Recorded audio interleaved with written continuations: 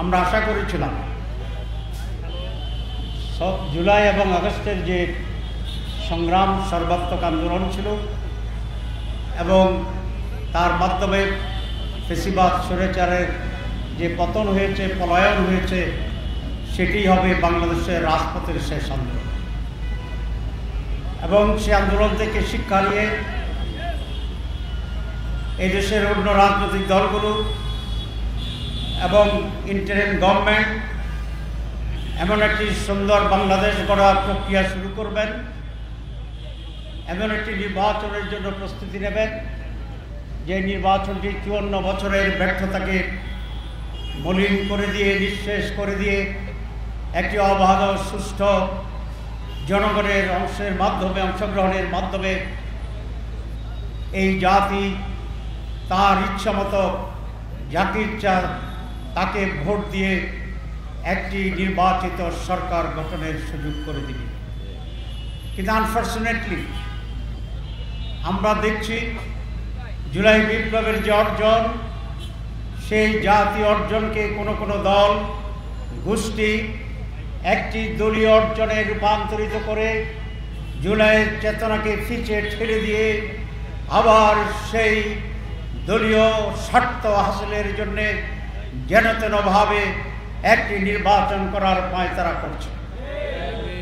নির্বাচনের সুষ্ঠুর জন্য আপনারা জানেন সেখানে সরকারকে নিরপেক্ষ হতে হয়, প্রশাসনকে নিরপেক্ষ হতে হয়, সিভিল এবং পুলিশ প্রশাসন নিরপেক্ষভাবে ভূমিকা রাখতে হয়। কিন্তু আমরা দেখছি সেই নিরপেক্ষ প্রশাসন এবং সিভিল এবং পুলিশ প্রশাসনকে আবার দলীয়করণ করার জন্য এক মহা ষড়যন্ত্র হচ্ছে। গত পরশুদিন জনপ্রশাসনের একজন সচিব নিয়োগ করেছে। আমরা আগে সরকারকে বলেছিলাম এই জায়গাটি নির্বাচন আগে খুবই গুরুত্বপূর্ণ। এর মাধ্যমে ডিসিএসপি টিওনোদের নিয়োগ হয়ে থাকে, বিভাগীয় কমিশনারদের নিয়োগ হয়ে থাকে এবং এইখানে একজন নিরপেক্ষ যোগ্য ব্যক্তিকে, সৎ ব্যক্তিকে নিয়োগ দেওয়া দরকার। সরকারের কোনো উপদেষ্টা আমাদেরকে আশ্বস্ত করেছিলেন যে আমরা এখানে কোনো দলীয় লোক দেব না, আমরা এখানে কোনো অসৎ লোক দেব না, আপনারা নিশ্চিত থাকেন যে আমরা নির্দলীয় সৎ এবং যোগ্য লোককে সেখানে বসাবো। কিন্তু আমরা বিস্ময়ের সাথে লক্ষ্য করেছি আমাদের সাথে কথা বলার একদিন পরেই এমন এক ব্যক্তিকে সেখানে নিয়োগ করা হয়েছে যার অতীতের দুর্নীতির ইতিহাস অনেক লম্বা। সে একটি দলের প্রতি পরিপূর্ণভাবে অনুগত এবং আমরা পরশুদিন 30 জনের একটা তালিকা দিয়েছি যারা বিভিন্ন সময়ে একটি বিশেষ দলের ছাত্র এবং রাজনৈতিক দলের বিভিন্ন পোর্টফোলিওতে দায়িত্ব পালন করেছে। আমরা আজও দেখছি সরকারের 4-5 উপদেষ্টা একটি বিশেষ দলের পক্ষে সকল নিয়োগকে নিয়ন্ত্রণ করে নতুন করে যদিও নির্দলীয় সরকার প্রশাসনকে একটি দলীয় সরকারে পরিণত করার চেষ্টা করছে। আমি পুলিশের ঊর্ধ্বতন কর্মকর্তার সাথে আলোচনা করেছিলাম, সেখানেও একই রকমের কথা যে প্রচন্ড চাপ কোন একটি দলের লোকদেরকে নিয়োগ দেওয়ার জন্য। আমরা বলতে চাই কোন একটি দলের লোককে বিভিন্ন গুরুত্বপূর্ণ সিভিল এবং পুলিশ প্রশাসনে বসিয়ে যেই নীল নকশার নির্বাচন করার ষড়যন্ত্র চলছে, এতে নির্বাচন সুষ্ঠু হওয়ার কোনো লক্ষণ দেখি না। এরকম একটি নির্বাচনে 2024-এর মতো নির্বাচনে 2018-র মতো প্ল্যান্ড নির্বাচনে জনগণ অংশগ্রহণ করবে না। আমি সরকারকে দৃষ্টি আকর্ষণ করতে চাই, আজকে হুঁশিয়ারি দিতে চাই না, আজকে দৃষ্টি আকর্ষণ করতে চাই প্রশাসনের যে অবস্থা এবং যে ষড়যন্ত্র চলছে এটাকে বন্ধ করুন। নিরপেক্ষ সৎ যোগ্য লোকদেরকে গুরুত্বপূর্ণ জায়গায় পদায়ন করুন। আর যদি না হয়, কোন কোন উপদেষ্টার ষড়যন্ত্রে লিপ্ত আমাদের কাছে নাম আছে, তাদের কণ্ঠ রেকর্ড আছে, মিটিংয়ে তারা কি বক্তব্য রাখেন তার খবর আছে। আমরা জনগণের কাছে আপনাদেরকে এখন প্রকাশ করছি না, সুযোগ করে দিতে চাই, আপনাদের সংশোধনের জন্য সময় দিতে চাই। যদি সময়মত সাবধান না হন তাহলে জনসম্মুখে নাম প্রকাশ করা হবে। জনগণ যদি জানে আপনারাই জুলাই আগস্টের বিপ্লবের শহীদদের প্রতি বিশ্বাসঘাতকতা করছেন, আপনারা এই রক্তের বিনিময়ে অর্জিত দ্বিতীয় স্বাধীনতা, গণতন্ত্র, মানুষের অধিকারের যে সুযোগ আছে তার সাথে বেইমানি করছেন। আজকে যারা 15 বছরের বেইমানির জন্য দেশ থেকে বিতাড়িত হয়েছেন, দেশে থাকলেও সূর্যের মুখ দেখার সুযোগ পাচ্ছেন না, আপনাদের পরিণতি তার চেয়েও খারাপ হবে। আমি প্রধান উপদেষ্টাকে বলতে চাই, আপনি ভালো মানুষ, মানুষ মনে করে, আমরা মনে করি, কিন্তু মানুষ এটা বলে আপনি নাকি সরল সোজা প্যাঁচ বুঝেন না। সরকারে থাকতে হলে, সরকার চালাতে হলে সরলতা যেমন প্রয়োজন, কঠোরতা প্রয়োজন ষড়যন্ত্রকারীদের পাশে। আপনার আশেপাশে যারা আছে তাদের ভিতরে সকলেই ভালো মানুষ নন। আপনার খুব কাছের 2-3 জন লোক, প্রয়োজনের নাম পরে বলবো বলেছি, আপনাকে বিভ্রান্ত করছে, ভুল বুঝাচ্ছে, মিথ্যা তথ্য দিচ্ছে, আপনাকে অন্যায়ভাবে ব্যবহার করছে। আপনি তাদেরকে সরান, নাহলে জনগণ সরিয়ে যাওয়ার পরিস্থিতি তৈরি করবে। এই হচ্ছে আমার প্রথম কথা। এটা মনে করার কোনো কারণ নাই বাংলাদেশ এখন 2024 সাল, এটা মনে করার কারণ নাই 2018 সাল আবার বাংলাদেশে এরকম কাণ্ড কারখানা করে আওয়ামী লীগ কিছুদিন ছিল, পার পায়নি। আর এখন যুবকদের ভিতরে যে চেতনা, অন্যায়ের বিরুদ্ধে, ষড়যন্ত্রের বিরুদ্ধে আপনারা কয়েক মিনিটও টিকতে পারবেন না। প্রিয় ভাইরা, এই সরকার ওয়াদা করেছিল যে তারা বাংলাদেশে অনেকগুলো সংস্কার করবে, রিফর্ম করবে। এদেশের মানুষ সংস্কার চায় এবং সংস্কারের জন্য একটি কমিশন করা হয়েছিল। আমরা বহুদিন ধরে এখানে অনেক আলাপ আলোচনা করেছি। একটি দল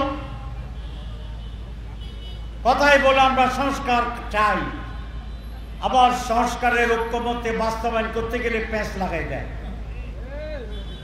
এবং এইভাবে ফেব্রুয়ারিতে যদি নির্বাচন হয় তাহলে সময় ক্ষেপণ করে তারা ওই সংস্কার বাস্তবায়নের কাজ থেকে সংকুচিত করার ষড়যন্ত্র করছে। জনগণ বুঝে,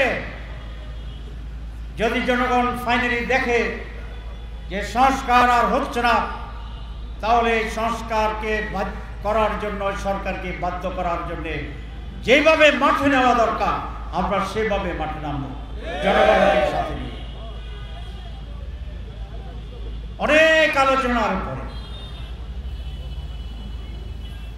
আমরা শুরু থেকেই বলেছিলাম, সকল দল যদি এক জায়গায় একমত না হয় তাহলে সংস্কার ইস্যুতে গণভোট অর্জন করা, কারণ জনগণই হচ্ছে সুপ্রিম অথরিটি।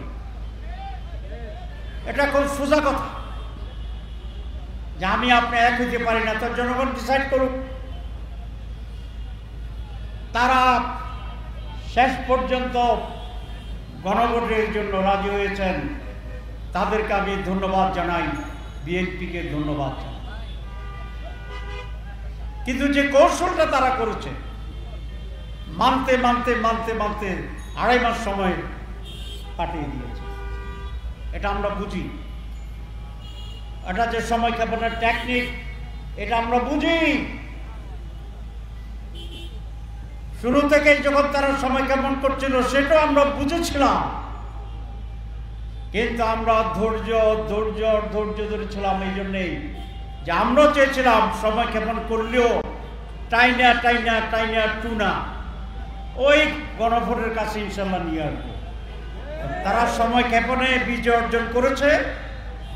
আমরা সবাইকে গণভোটে তারা সহ নেওয়ার সাথে আমরাও বিজয়ী হয়েছি।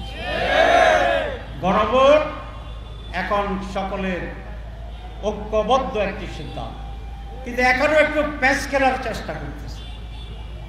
সেটা হচ্ছে বলছে যে গণভোট এবং জাতীয় ভোট একসাথে হইতে হবে। তো জাতীয় ইলেকশন তো গণভোট আগে হইতে হবে, এই জন্যে গণভোটে অনেক সংস্কার প্রস্তাব আছে, যেটি পাশ হলে জাতীয় নির্বাচনের প্যাটার্ন, নির্বাচনের ধরন, নির্বাচনের আওতা, নির্বাচনের পয়েন্টস অনেক কিছুর পরিবর্তন হয়ে যাবে। তারা একমত হয়ে জনচাপে, জনরোষের ভয়ে গণভোটে একমত হয়ে বাধ্য হইয়া আবার ওইটাকে নিয়ে এখানে পেশ করার চেষ্টা করছে। একসাথে যদি গণভোট এবং জাতীয় নির্বাচন হয় তাহলে অনেকগুলো সমস্যা। একটা সমস্যা আপনাদেরকে উল্লেখ করি, যেমন আমাদের জুলাই চার্টার, যেটা সংস্কার প্যানেল আমরা করেছি, সংস্কারের যে কতগুলো দাবি হচ্ছে, এর ভিতরে একটা হচ্ছে আপার হাউজে পিআর সিস্টেমে নির্বাচন, জনগণের পিআর, পার্লামেন্ট মেম্বারদের পিআর। জনগণের পিআর মানে হচ্ছে সকল জনগণের ভোটে আপার হাউজের সদস্য নির্ণীত হবে। যে দল যে পার্সেন্টেজ ভোট পাবে সেই দলের সেই পার্সেন্টেজের মেম্বার অফ আপার হাউস নির্বাচিত হিসাবে নির্ধারণ করে। এখন এটা যদি নির্বাচনের আগে না হয় তাহলে নির্বাচনের আপার হাউজের যে একটা ব্যালট থাকবে, লোকদের নাম থাকবে, সেটা করা সম্ভব নয়।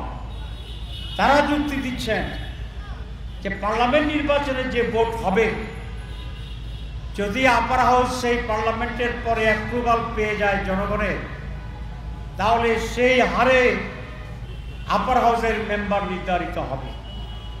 তাহলে ভোট হয়ে যাবে আগে, নির্ধারণ হবে পরে। যদি আপার হাউস পাস না করে গণভোটে, তো তাহলে তার আপার হাউস হওয়ার সুযোগই আর থাকলো না। এইরকম একটি জন্মের আগে ভোটটা হবে কি, যে পুরুষ না ছেলে না মেয়ে এখনো হয় নাই, সায়েন্টিফিক ওয়েতে যেভাবে নির্ণয় করা যায় সেটাও এখনো সময় আসে নাই। এই সময় যদি আপনি ভোট করেন যেটা ছেলে হবে না মেয়ে হবে, এই ভোটটা সঠিক হবে? এটা তো গণকের ভোট হবে। তারা চাচ্ছেন আপার হাউস হবে পরে, ভোট হয়ে যাবে আগে। উদ্ভট টাইপের কথা, রেট্রোস্পেক্টিভ ইফেক্ট বলছে। রেট্রোস্পেক্টিভ ইফেক্ট সকল ক্ষেত্রে চলে না। কেউ যদি কোর্টে যায় যে আপনি নির্বাচন করছেন আগে, আপার হাউস গঠন করছেন পরে, গঠনের আগেই নির্বাচন, এটা বৈধ হইতে পারে না। তাহলে কোর্ট সেটাকে স্থগিত করে দেবে। এর কথা হচ্ছে এটা তারা চায়, জনগণের কথা করছে, কিন্তু হয় না। মুখ মে শেখ ফরিদ, বগল মে ঈদ, ভিন্ন রকম চিন্তা। আমরা কালকে ইলেকশন কমিশনে গিয়েছিলাম, আপনারা টেলিভিশনের বন্ধুদের মাধ্যমে জাতি ইস্যুটা জানতে পেরেছি। আমরা বলেছি যে গণভোট হচ্ছে একটা সিম্পলিস্ট ভোট, এখানে কোনো দল নাই, কোনো প্রতিদ্বন্দ্বিতা নাই, ব্যালট একটা থাকবে, জনগণ হা অথবা না লিখবে। আমাকে প্রশ্ন করা হয়েছিল সেখানে এবং সাংবাদিকেরা, যে সময় আছে এটা কি সম্ভব? বাংলাদেশের ইতিহাসে একটি গণভোট হয়েছিল 21 দিনে, আর একটি গণভোট হয়েছিল মাত্র 17 দিনে, এবং 17 দিন 21 দিনের নির্বাচনের গণভোটে আজ পর্যন্ত কেউ কোনো প্রশ্ন তোলেনি। প্রক্রিয়ার ক্ষেত্রে আমরা ইলেকশন কমিশনকে বলে আসছি যে এই নির্বাচনে 1 মাসের ভিতরে গণভোট করা সম্ভব। যদি আজকে হচ্ছে অক্টোবরের 14, নভেম্বরের 15 যদি গণভোট হয়, নির্বাচন যদি ফেব্রুয়ারির 16 তারিখ হয়, তাহলে ডিসেম্বর, জানুয়ারি, ফেব্রুয়ারি 2.5 মাস আমাদের হাতে থাকে। একটি নির্বাচন আগে থেকে প্রস্তুতি চলছে, 2.5 মাস পরে আরেকটি নির্বাচন, এখানে ভেজালের কিছু নাই। আরেকটি কথা তারা বলে, মানুষ বলে কেউ কেউ, যে জাতীয় নির্বাচনের আগে আরেকটি নির্বাচন করার ঝুঁকি নেওয়া ঠিক হবে কি না। কেন? যে এই নির্বাচন নিয়ে যদি ঝামেলা তৈরি হয়, ম্যানেজমেন্ট ঠিক না হয়, যদি হজবরল হয়ে যায়, তাহলে তো মানুষের আস্থা কমে যাবে, জাতীয় নির্বাচন ক্ষতিগ্রস্ত হইতে পারে। কথাটি যুক্তি। তার চেয়ে আরো বড় যুক্তি হচ্ছে এই যে আপনি যদি হজবরল হয়ে যায়, তাহলে হজবরলের এই রেজাল্টটা আপনি আগের টেস্ট করে ঠিক করে ফেলা ঠিক হবে না। পুলিশ আপনাকে কপারেট করে কিনা, সিভিল অ্যাডমিশন কপারেট করে কিনা, ওরা নিউট্রাল কিনা, আপনার লোকেরা ঠিক মতো বুঝটুজ আছে কিনা, এটা তো আগে টেস্ট হয়ে গেলে ভালো। যেটা যেটা দুর্বলতা, এটা জাতীয় নির্বাচনে আমরা রিপেয়ার করে নেব। আর টেস্টের আগে একবার নতুনভাবে সব ভেজাল, সব অযোগ্যতা, সব নন কোঅপারেশন নিয়ে যদি আপনি প্রথমেই জাতীয় নির্বাচনে যান, আর সেখানেই যদি ভেজাল ভূত আপনার উপরে চাপাইয়া হজবরল লন্ডভন্ড হয়ে যায় নির্বাচন, তো তাহলে তো জাতির জন্য একটা মারাত্মক পরিণতি তৈরি করে। আপনার যুক্তি ঠিক, আমার যুক্তি ডবল ঠিক। আমি এটা বলতে চাই না যে আপনারা যে যুক্তি দেন এগুলো বেঠিক, ঠিক, কিন্তু আপনার 2 পয়েন্ট, আমার 7 পয়েন্ট, তাহলে জিতবে কারা? কালকে ইলেকশন কমিশনে বলে আসছি, মাননীয় ইলেকশন কমিশন নিজেদের বিপদ নিজেরা জাতীয় নির্বাচন প্রথম করে ডেকে আনবেন। আমরা আগে চেয়েছিলাম যে স্থানীয় সংসদ নির্বাচন হোক, নানা কারণে ব্যাখ্যা দিতে চাই না। তখনও বলছিলেন যে এটা করে যদি ফেল করি, তাহলে তো ফেল করলে তো এটাতে করাই ভালো, জাতীয়টাতে করলে তো সব ফেল। অনেক বড় বড় মেধাবীদের দেখছি মাথা খোলে না। খুব সিম্পল, বাংলাদেশের জাতীয় নির্বাচনের সুষ্ঠুতা,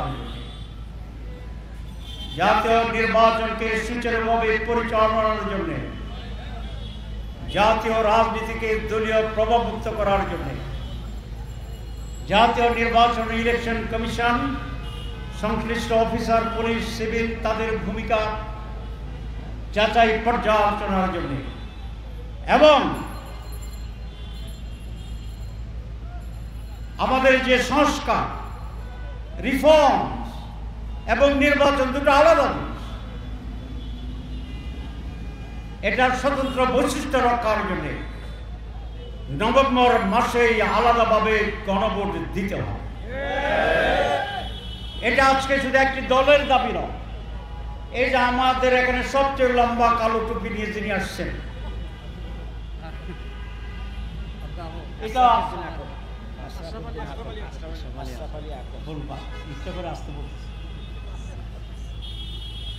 আশরাফ আলী আকন সাহেব, তাকেও আপনারা চিনেন।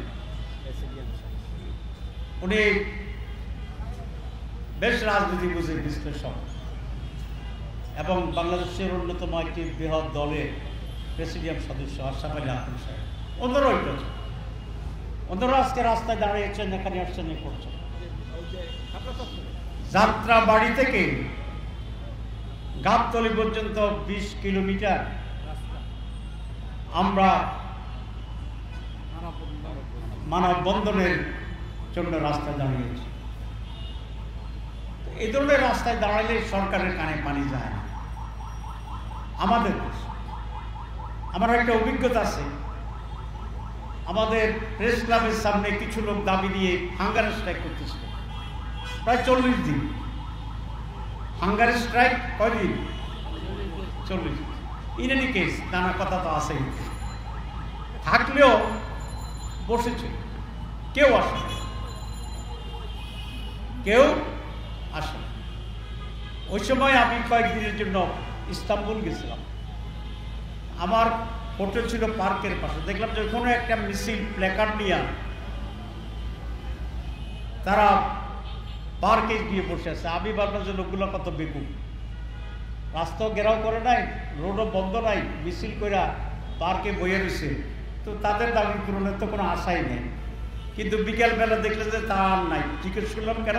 ওই মন্ত্রী আসছিল, পার্কে কথা হয়েছে, দাবি পূরণ হয়েছে, তারা চলে গেছে। তো ও সমস্ত দেশে পার্কে বসলেও দাবি পূরণ হয়।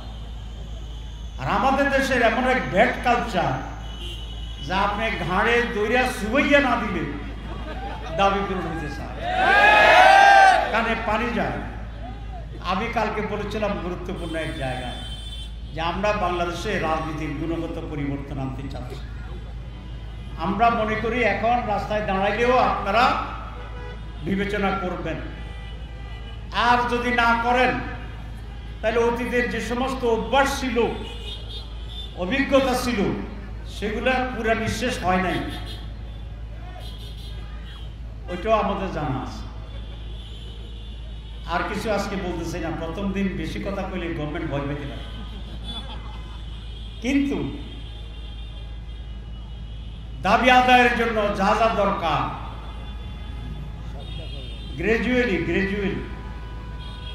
করব ইনশাআল্লাহ। আমাকে অনেক বলে সময় তো নাই, সময় আছে, সময় আছে। কারণ আমরা তো তাওয়া গরম করতেছি, এই যে চুলাতে আগুন দিতেছি তো তাওয়া বসাইয়া। আজকের এটাতে কিছু গরম হইতেছে না, পরের দিন মিটিং আছে, আরো কিছু গরম হবে। তাওয়া গরমের সময় লাগে, তাওয়া গরম হলে যখন আপনি ভুট্টা দিবেন ফুটতে সময় লাগে না। কথা ঠিক কিনা? আমরা চাই না সেরকম কর্মসূচি। আমরা চাই আমাদের যৌক্তিক জনগণের স্বার্থের জন্যে যেটা প্রয়োজন সেটা আমরা করি। আমি তো বলেছি আসেন আলোচনা করি না। অনেকে বলে নির্বাচনী নানা কথা, আমি আসেন, বিএনপি বন্ধুগণ আসেন, অন্য বন্ধুগণ আসেন।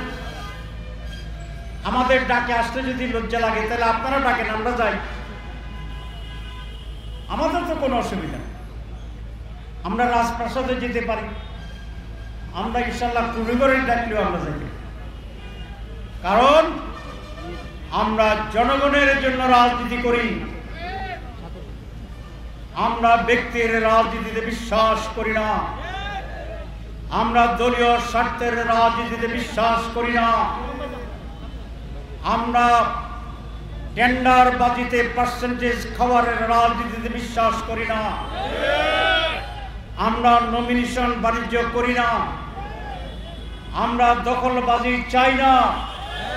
আমাকে কালকে এক বিরাট উচ্চ পর্যায়ের ব্যক্তি বলেছেন, তাকে আরেক সেই মানের আরেক ব্যক্তি বলেছেন একটি দলের ব্যাপারে যে মানুষ তাদের ক্ষমতা যাওয়ার আগে পদত্যাগ চায়।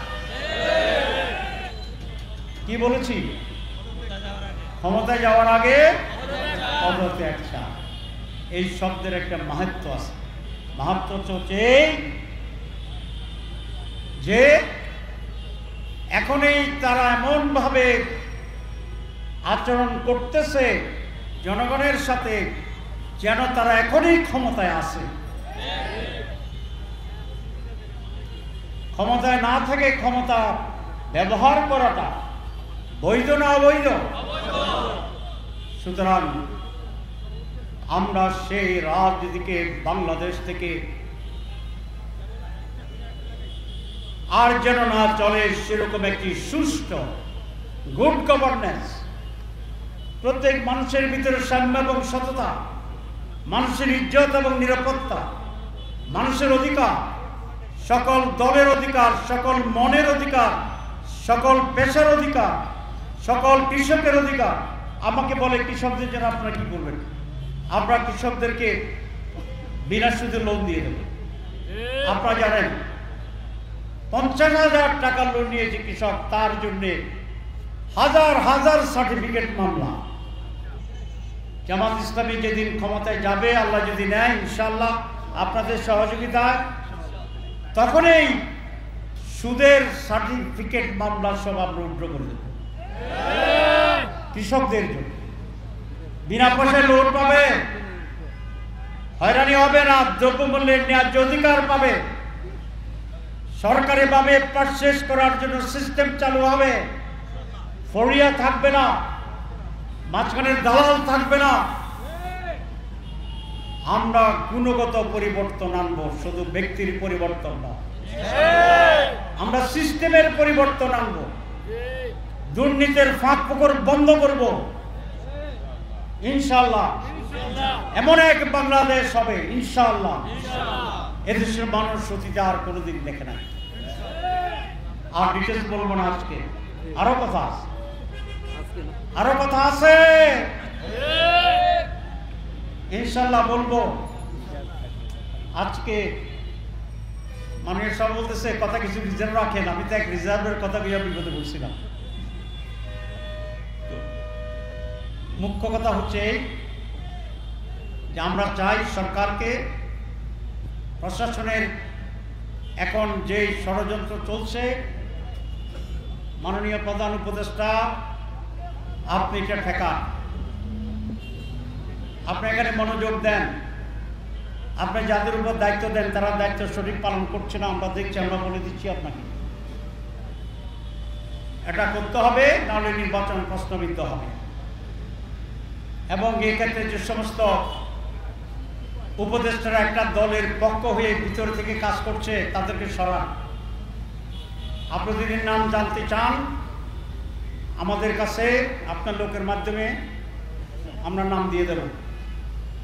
আর যদি আপনি মনে করেন যে এখন প্রয়োজন নাই, যা আছে তার সাথে আপনি সই, তাহলে এর জন্য আপনাকে আমরা দায়িত্ব নেওয়ার কথা বলবো, দিতে হবে।